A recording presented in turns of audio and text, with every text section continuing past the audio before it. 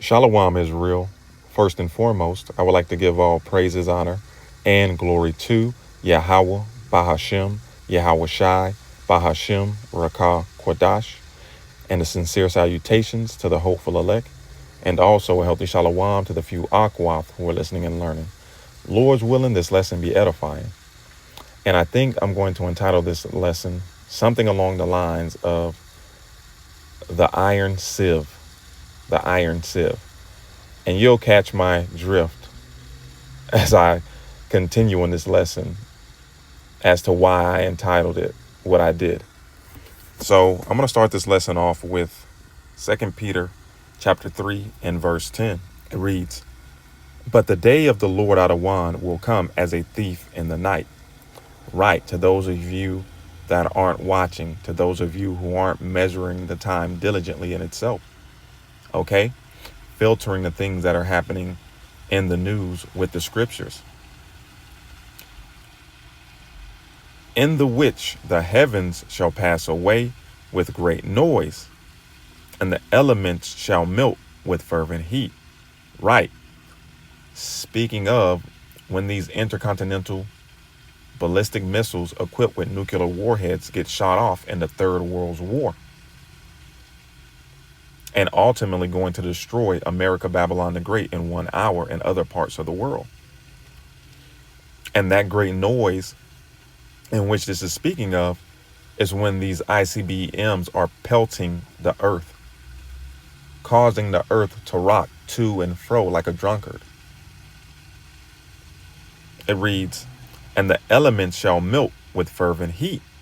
Right, that scene from Terminator 2, Sarah Connor holding on to the fence after a major city in that scene gets hit by an intercontinental ballistic nuclear missile. It reads, "The earth also and the works that are therein shall be burned up. Seeing then that all these things shall be dissolved, what manner of persons ought ye to be in all holy conversation and godliness?" Right. Knowing the future of America, Babylon the Great, and other parts of the earth are going to be dissolved with fervent heat by nuclear missiles, what manner of conversation ought ye to be in? And that word conversation goes into what? Your behavior, your conduct. Knowing all these things are going to be destroyed, what manner of persons ought you to be? You should be doing your best to please the Heavenly Father, Yahweh, Bahashem, Yahweh Shai, so that He might protect you and save you from this impending doom that's prophesied in the scriptures. Because that's the only way anyone is going to escape, through divine intervention by the Heavenly Father, Yahweh, Bahashem, Yahweh Shai. No iron dome is going to save you. No golden dome is going to save you from the destruction and the judgment that's to come. Now, let's play Colonel Douglas McGregor. How badly did Iran damage Israel's defenses and damage Israel itself with Iran's retaliation? Do we know? Because I know the Israelis are not making this apparent and suppressing the news. Well, you have seen the quote from Ben Gvir, because he was asked, why are you turning now to the Americans so soon? This is after the first 72 hours. And he said, because we didn't understand or appreciate the enormous striking power of the Iranian missile arsenal. So I think the Israelis are in bad shape. About a third of Tel Aviv has been damaged or destroyed, and I'm sure that will continue. As far as their military installations are concerned, I'm told that they're flying a lot of aircraft out of the country. Many are being flown to Cyprus in order to avoid being struck. I think Israel is on the ropes, to be blunt. It has only a few days left in terms of anti-missile missiles, in other words, air defense capability. And some people have described to me, they're on the ground over there, the Iron Dome as a giant sieve. The Iron Dome is a giant sieve. How will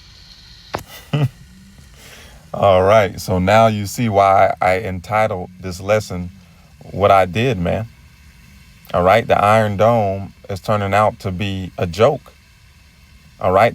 This advanced missile defense system is getting shredded by Iranian missiles. And ultimately, why is this happening? Because as this war continues to intensify, you're going to see more advanced weaponry being used, coming into the fold, coming into the battle. All right. Basically, all these nations stepping their game up. And the Iron Dome is going up against hypersonic missiles, and it's failing catastrophically. So let's grab another clip. All right, the Iranian media had reported that Tehran used a hypersonic ballistic missile in striking Tel Aviv and Haifa. Now, how much of a leveler or an even playing field is the use of this weapon? I mean, it's a huge upgrade technologically, militarily, and strategically for Iran, because when you look at hypersonic missiles, they've penetrated the Iron Dome, the so-called Iron Dome. You've seen now for multiple nights in a row, they have failed to intercept many of these missiles coming in. And slowly, they're being depleted, and you see these missiles being more effective, and their damage is unbelievable. I mean, people are saying that Tel Aviv and Haifa, parts of them look like Gaza now, which is true, because the damage and the warhead capabilities are so much greater.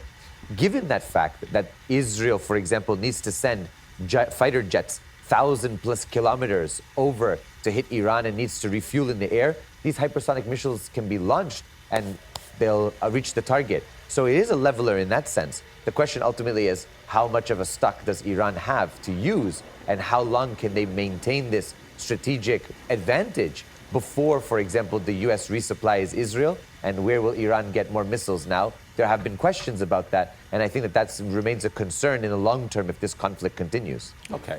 Now, Donald Trump... So, there you have it, man. These hypersonic missiles are game changers to war. All right. They can't be shot down by any standard missile defense systems. And, the beautiful thing about it is that Iran is wearing down the Iron Dome's arsenal, because it sends a bunch of cheap ICBMs, a bunch of cheap drones, which costs, little to nothing for them to manufacture and make. But the cost for these Israelis to buy the missiles for the Iron Dome, okay, these interceptor missiles are millions and millions, multi-millions of dollars, man. So it's, like I said, it's destined for these Israelis to lose, and ultimately for it to be destroyed, pertaining to Bible prophecy, man. All right, because a bastard dwells in Ashdod. All right, these are not the people of the Heavenly Father, because the Heavenly Father said when He puts His people in the land, the nations will know war no more. All right, and I bring all this up because Trump was, always bragging about the Iron Dome, okay? And he spoke about, creating this golden dome, okay? Putting this golden dome over America. And obviously it's not going to come to fruition, okay? Because the way this thing is speeding up, the Heavenly Father can have America destroyed in this third world war by the end of this year, or sometimes next year. It ain't no telling, man. Things are moving so fast. All right, but let's grab Ezekiel chapter 38 and verse 10, and it reads, "Thus saith the Lord out of one power, it shall also come to pass that at the same time shall things come into thy mind, and thou shalt think an evil thought." Right. Who is it speaking of? Ultimately, the Russians and the enemies, the other enemies of America, Babylon the Great. All right. The Heavenly Father is going to put an evil thought in their minds, man. All right. To utterly destroy America, Babylon the Great. So real quick, this is Proverbs chapter 21 and verse 1. It reads, "The king's heart is in the hand of the Lord Adawan." Right. And the Hebrew word for heart there is lab, meaning mind. All right. The king's mind. So it reads, "The king's heart is in the hand of the Lord Adawan. As the rivers of water, he turneth it whithersoever he will." And that's ultimately what we're witnessing. All right. We're witnessing the Heavenly Father turn the minds of the kings of the earth, okay, to the point where they're ready to destroy America, Babylon the Great off the map by any means necessary. All right. So back to Ezekiel 38 and verse 11, it reads, "And thou shalt say, I will go up to the land of unwalled villages." Right. Symbolic of America. America is that land of unwalled villages. All right. Villages representing the states, Florida, Georgia, okay, New York, California, Utah, so forth and so on. All right. "And thou shalt say, I will go up to the land of unwalled villages. I will go to them that are at rest, that dwell safely." Right. Even though America has no way of stopping intercontinental ballistic missiles, these people are at rest. They're at ease here. Even amongst the talk of this third world war and all the talk of nuke this, nuclear that, World War III, all these talking points are in the media, and these people can care less. We're literally talking about dropping a nuclear bomb on Iran, okay, to destroy its nuclear program. And Americans are not in an uproar. They're the walking dead. They have no clue what's going on. Okay? So they're at rest. They think they dwell safely. All right? And even though it talks about these unwalled villages, that not only goes into the missile, not having an adequate missile defense system, but the borders being wide open. There's sleeper cells all throughout America, Babylon the Great, that are ready to be activated at any moment. But yet, these Babylonians are at rest, man. They're dwelling safely. So it says, "All of them dwelling without walls, having neither bars nor gates." Okay? It reads, "To take spoil and to take a prey, to turn thine hand upon the desolate places that are now inhabited." Right, because this place is going to be made desolate. All right. Once these nations shoot off these intercontinental ballistic missiles, America will be made a desert, never to be inhabited again. It says, "And upon the people that are gathered out of the nations," right, America, this great melting pot, "which have gotten cattle and goods that dwell in the midst of the land." Okay? So prophecy is playing out, man. Prophecy is playing out. There's no saving this place. No Iron Dome.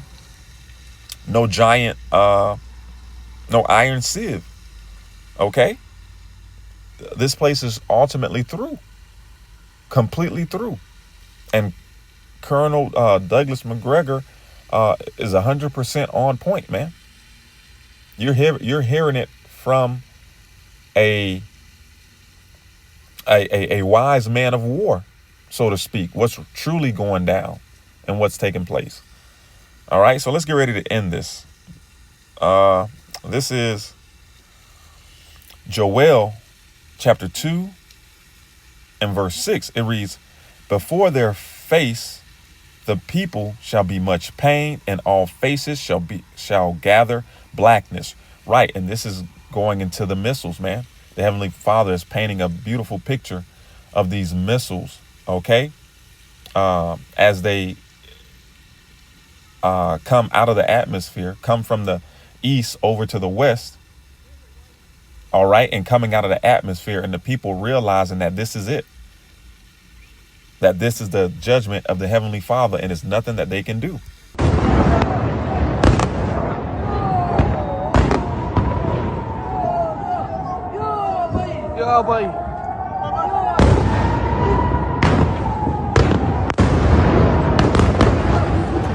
So when these people realize that their judgment is to be destroyed by nuclear fire, they're going to lose it. Okay? That's why it says all faces shall gather blackness. It says, before their face the people shall be much pain, all faces shall gather blackness. Right, because they're going to come to the realization that this is it. There's nothing that I can do to save myself from this fiery judgment that the prophets on the highways and byways warned me about. Okay, matter of fact, let's grab Zechariah chapter 14 and verse 12. It reads, and this shall be the plague wherewith the Lord Adawan will smite all the people that have fought against Jerusalem. Right, and Jerusalem is a people before it's a place. It says, their flesh shall consume away while they stand upon their feet, and their eyes shall consume away in their holes, and their tongue shall consume away in their mouth. And what weapon on the earth today can do what this is describing to a human being? Okay? Nuclear heat. All right? It's going to do this in less than a second. All right? To the people that are destined to receive judgment, the final judgment from the Lord. Thus saith the Lord. All right, so let's finish this out. It reads, Joel 2 and 7. Remember, this is talking about the missiles, not a literal army. It says, they shall run like mighty men. They shall climb the wall like men of war. And they shall march every one on his ways. And they shall not break their ranks. Right, meaning that these missiles, the targets that the Heavenly Father has designated for them to hit, they are going to hit them. It reads, neither shall one thrust another. Right, they're not going to hit each other on takeoff and not make it to their destination. All right, they're all going to make it to where they're designated to go to.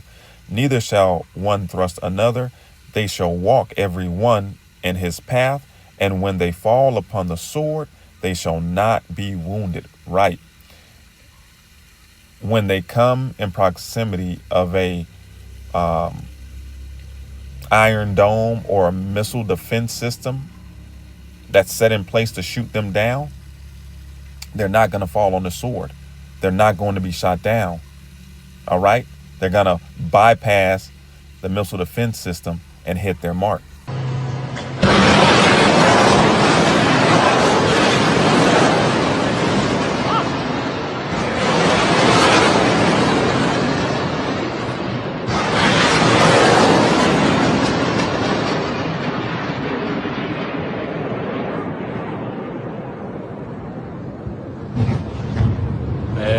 Okay.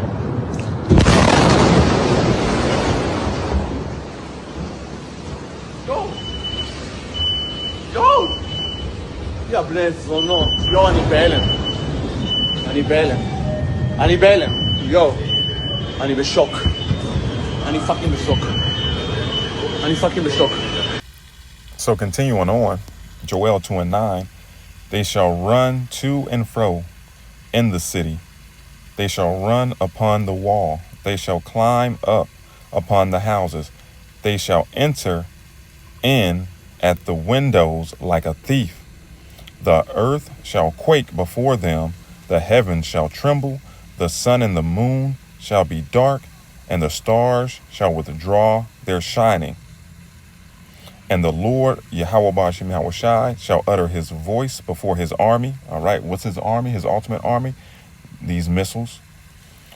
For his camp is very great, for he is strong that executeth his word. For the day of the Lord Adawan is great and very terrible, and who can abide it? Lord's willing, this was edifying. Shalom, Israel. Wa abad babal.